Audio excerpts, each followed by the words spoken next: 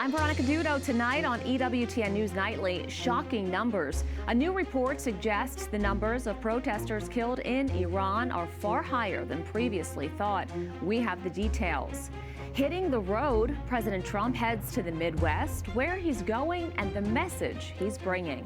Plus, remembering a saint. More than 80 years after the liberation of Auschwitz, the legacy of one of its victims shines a light into the darkness. These stories and more tonight. From EWTN, the Global Catholic Network, this is EWTN News Nightly. Thank you for being with us on the Feast of St. Angela Merici. Our top story tonight, while U.S. lawmakers are working to get the government funded, they're also following the developments out of Iran. Recent reports say tens of thousands of people have been murdered there after protesting against the Iranian regime. Now, some lawmakers are calling for tougher sanctions and a regime change. Capitol Hill correspondent Eric Rosales joins us with the latest. Eric. Well, good evening, Veronica. We've all seen the pictures of bodies piled up in the streets as clashes continue in some 4,000 locations across Iran. But now a new report shows in a span of just 2 days, some 30,000 people were slaughtered in the streets of Iran. Think about that, folks. 30,000 people killed on January 8th and 9th alone. The information came from 2 Iranian health ministry officials, along with separate data from doctors at hospitals in the country. If true, these grisly numbers are staggering and far beyond anything reported by the Iranian government. Lawmakers up here on Capitol Hill tell me that the U.S. must act now against Iran. We missed an opportunity because now whatever number, 20,000, 30,000 dead. So the regime did exactly what we expected. They went brutal, very brutal. They cut off the internet and then started killing people. Time magazine reports security forces in Iran use rooftop snipers and trucks mounted with heavy machine guns to kill protesters after authorities cut communications to the outside world. Those people have the right to protest, and if the regime is going to be killing those people, there needs to be a change in the regime. There's no question about that. U.S. lawmakers are eyeing tougher sanctions. Bipartisan members in both the House and the Senate introduced measures to permanently authorize President Trump to implement punishing sanctions on Iran's economy. The measure would go after Iran's energy sector and cripple its attempt to build a nuclear weapon. Back in June, the U.S. conducted successful airstrikes against 3 Iranian nuclear sites. We have to take a hard line with them. We have to continue to place economic sanctions on them and to prevent their ability to wage war against their neighbors or against Americans, anybody else. President Trump promised Iranians that help is on the way. A U.S. carrier strike force has now moved into the Persian Gulf after Yemen's Iranian-backed Houthi rebels threaten new attacks on ships traveling through the Red Sea corridor. But Democrats stress military action is not the way to bring about regime change. The only path forward is diplomacy. And I just have not heard a realistic path from this administration about diplomacy. Of course, all of us would love a diplomatic agreement. You know, I like Senator Murphy, but that's absurd. You got a chance to set back the nuclear ambitions of a religious Nazi by years and you don't take it. That's how World War II started. The legislation called the Solidify Sanctions Against Iran Act passed the House Foreign Affairs Committee with broad support, and it's now awaiting floor action. Now, the Senate version, Republican leaders tell me that they plan to bring it to the floor in the coming weeks as the U.S. continues to ramp up its presence in the Middle East. So we'll continue to watch it very closely. At the Capitol, Eric Rosales, EWTN News Nightly. Behnam Ben Taleblu is a senior director of the Foundation for Defense of Democracy's Iran program. He also joins me now. Thank you so much for coming on. Great to be with you, Veronica. The USS Abraham Lincoln Carrier Strike Group is now in the Indian Ocean. Do you think this is a show of force, or could it signal a potential military strike? Well, at the very least, it is a show of force, but it's a show of force that continues to add credibility to President Trump's numerous, not once, not twice, but 8 or 9 times by my count, threats against the government of the Islamic Republic for their crackdown by the state against the street in the most brutal and in the most violent crackdown in the 47-year history of the Islamic Republic. So certainly it offers some credibility, but it also offers the president flexibility and options at this very sensitive time. It's been extremely difficult to get accurate information from on the ground in Iran due to internet and phone blackouts. According to Time magazine, some 30,000 people have been killed by the government. Do you know if that information is accurate, and do you have any additional details? You know, I've watched over the past 2.5, 3 weeks, based even on internal sources, not just the health ministry that was reported previously to Time, but Iranian diaspora sources, doctors, lawyers, nurses, hospitals, morgues, morticians, service sector folks, and friends, families, and acquaintances of people detained in protest, people killed in protest, or people basically hospitalized due to beatings received during those protests. I've seen that number grow from 5,000 to 12,000 to 16,500 to 20,000, 30,000, and now 36,500 is one popularly reported figure, also using all of those same sources. So unfortunately, it seems like this number continues to grow. And many of these estimates, by the way, are on the first 2 or 3 days of the nationwide internet blackout between January 8, 9, and 10, 11. So if you take the whole 3.5 weeks of protests, it is unfortunately likely going to be a much larger figure. Citizens in Iran have been living under an oppressive regime for decades. President Trump has continued to voice his support to those citizens who have been protesting and warned Iran's government not to kill anti-government protesters. Do you think this moment in Iran's history is different, and is it because of President Trump's stance? Well, one reason why this actual protest round is part of a larger, perhaps 8, 9, 10-year story of nationwide anti-regime protests that we can call the story of the Iranian people's national uprising is different, is because President Trump has helped to make it different. During his first term, President Trump torpedoed the conventional wisdom in Washington that said, if you provided foreign political support, rhetorical support, moral support to Iranian protesters, this would be the kiss of death. President Trump torpedoed that. He issued tough sanctions against the regime. He issued tough and firm and supportive statements on behalf of the Iranian people, such that by the end of his first term, he had the most liked tweet, the most seen tweet in the history of Persian language Twitter. Now in his second term, it's not going to be enough to just talk about this issue. It's going to come down to action. The government of the Islamic Republic is the most fundamentally anti-American and anti-Israeli regime in that part of the world, poses a core threat to U.S. interests, and it has a bounty on President Trump's head himself. The question now, the Iranian people are wondering, I'm wondering, policymakers are wondering, is when will President Trump act on that red line? Absolutely. We'll continue to watch. Ben Tally Blue, thank you so much. Thank you. Multiple sources say the CIA is establishing a permanent presence in Venezuela. Eventually, the State Department will serve as the primary long-term U.S. diplomatic presence in the country. Right now, there's no embassy on the ground for workers. U.S. officials might operate out of a CIA annex temporarily. Meanwhile, CIA agents are working to build relationships with locals as they assess Venezuela's security concerns. The families of 2 men from Trinidad are suing the U.S. government for strikes on boats in the Caribbean. They claim the 2 were working in Venezuela and got a ride on a boat to return home.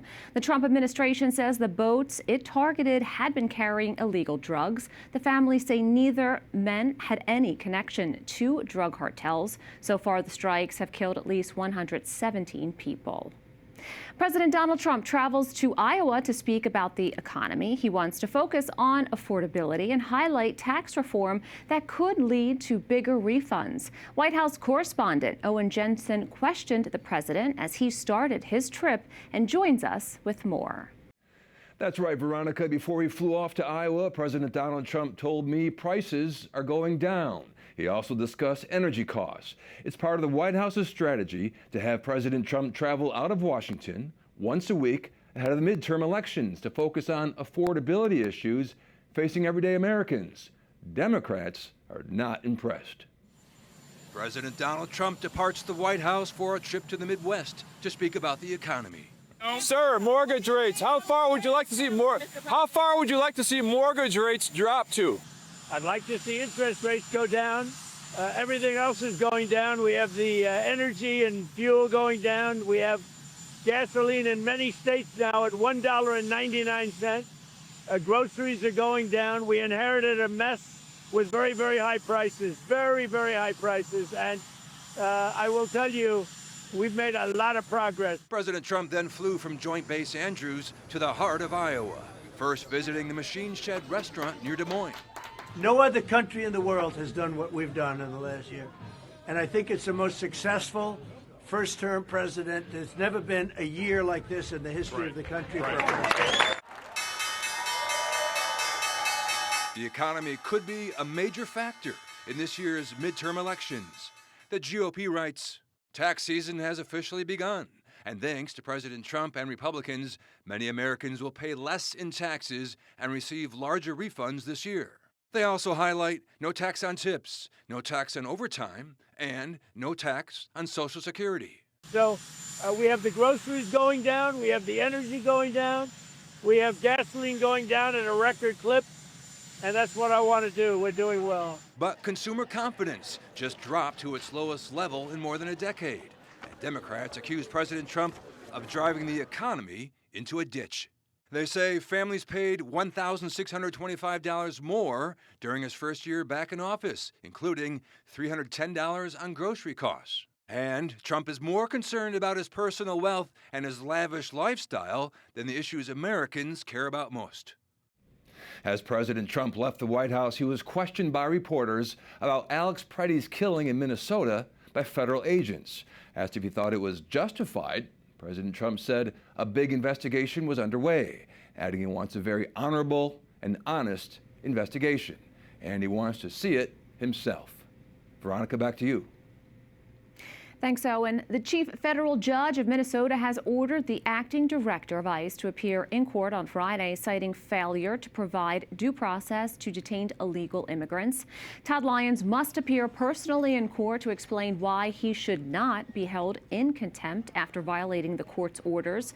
The case involves Juan Tobe Roble, who, after being detained earlier this month, has still not received a bond hearing or has been released.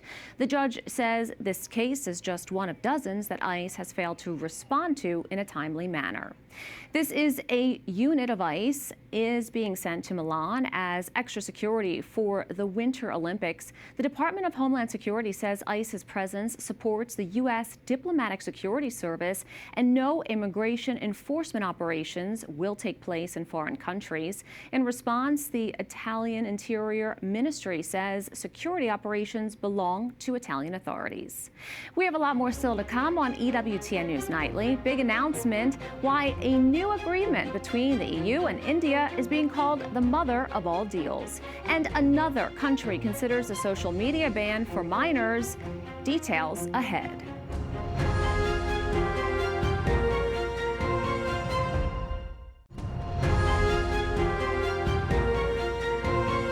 World's middle powers are expanding their alliances in a new deal that took nearly 2 decades to negotiate. Today, India and the European Union signed the agreement, which could reduce their reliance on the U.S.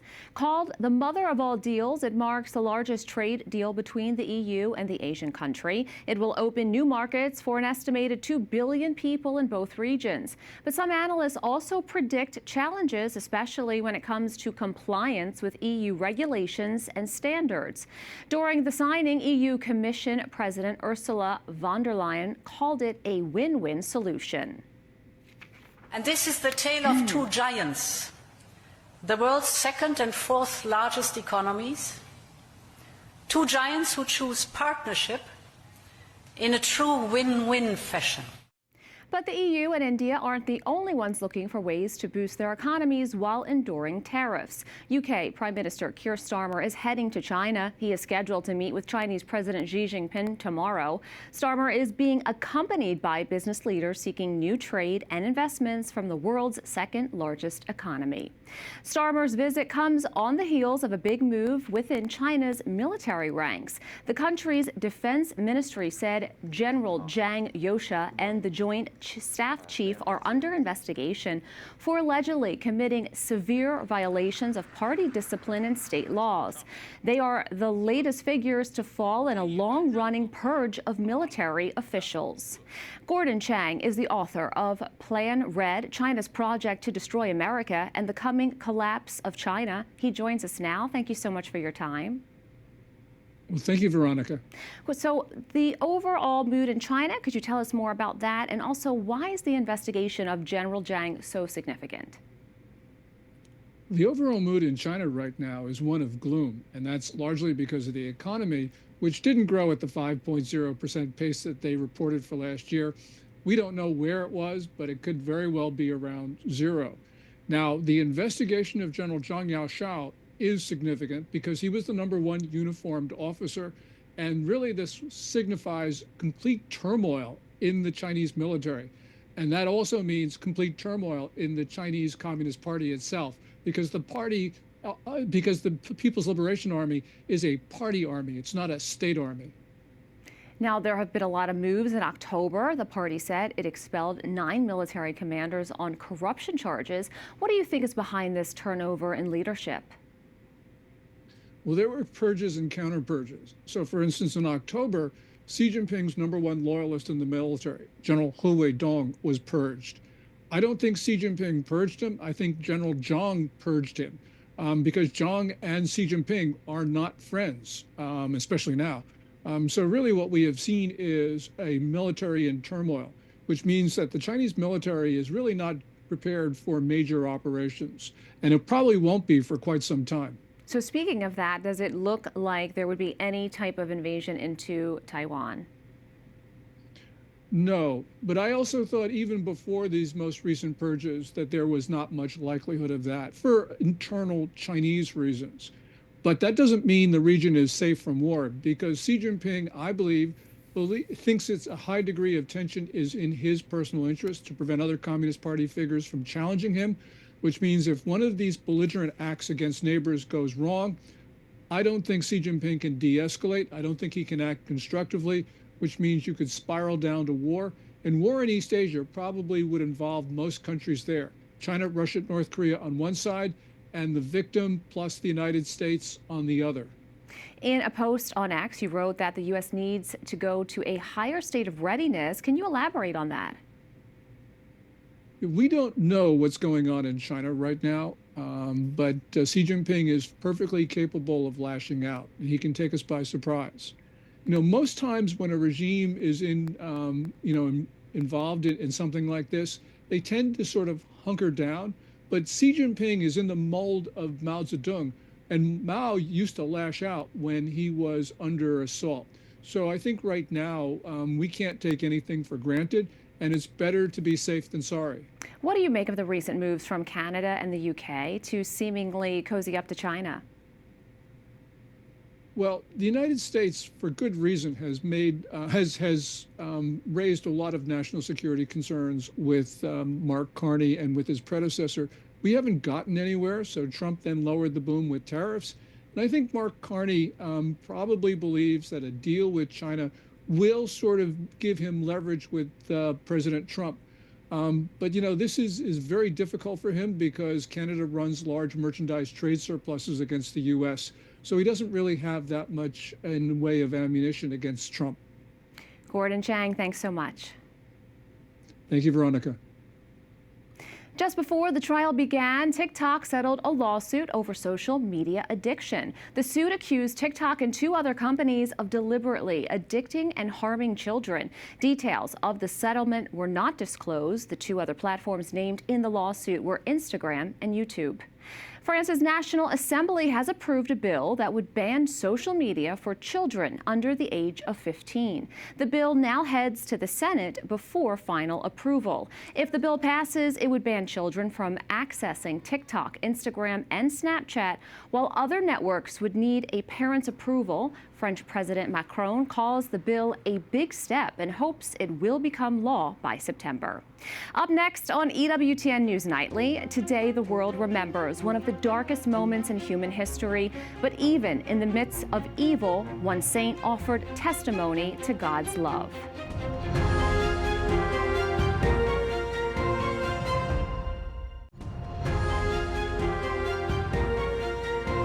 Today marks 81 years since the liberation of the Auschwitz concentration camp. Because of that, January 27th is recognized as International Holocaust Memorial Day.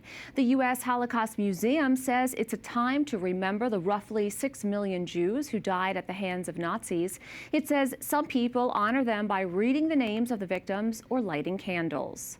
The Holocaust represents one of the darkest episodes in human history, but despite the darkness, God's light can still shine through.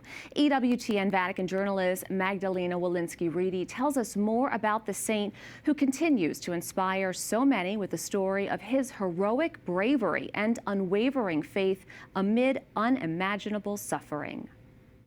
On this very day, January 27, 1945, the Allies liberated Auschwitz, the Nazi extermination camp where more than 1 million innocent people were murdered. Among the victims of the Nazi regime was Polish Franciscan priest St. Maximilian Kolbe. He heroically gave his life, offering himself to die in place of a fellow prisoner and father of two, Franciszek Gajowniczek. Kolbe was left to starve in cell 18 of Block 11, known as the Death Bunker, where 10 other men sentenced to die were confined. The Franciscan priest managed to survive almost 2 weeks before being killed with a lethal injection on August 14, 1941. The answer lies in the Auschwitz cell, where he gave his life for someone, that is, a stranger, someone he didn't even know. It's all there, in my opinion, like the sacrifice of Christ on the cross, based on this mercy, this forgiveness, this love, which is the foundation of all his actions. During his 2.5 months at Auschwitz, St. Maximilian Kolbe continued to comfort other prisoners and celebrate Mass right up to the last days of his life. And he is a model for me to follow. I will probably never be in a situation like his, where giving the gift of life becomes something absolute and total. But I am learning from him to offer the small amounts of my own life to those who need them. During his 10 years in Rome before the war, where he pursued his studies and missionary formation, Kolbe developed a profound devotion to the Immaculate Virgin Mary.